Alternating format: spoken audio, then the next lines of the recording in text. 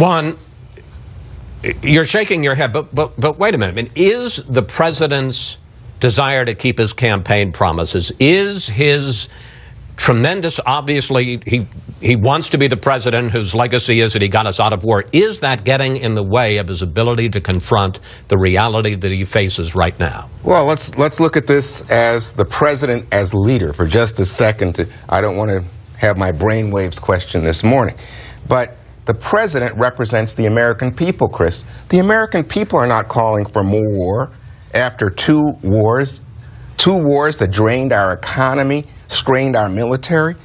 Let's look at it in terms of his role as commander-in-chief. We've had 6 months of airstrikes, strategic airstrikes on ISIS.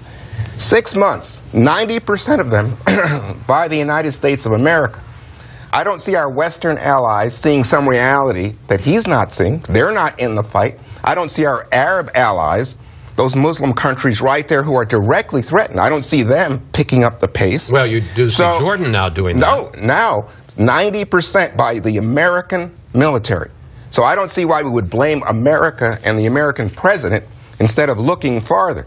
And secondly, even the far right in saying, you know, where's the strategy? They're not calling for putting troops on the ground. They always say, oh, no, we're not saying put troops on the ground, because they know the American people don't want troops on the ground. All right. Carl, last word. Well, the American people would support action if the president enunciated the necessity for that action.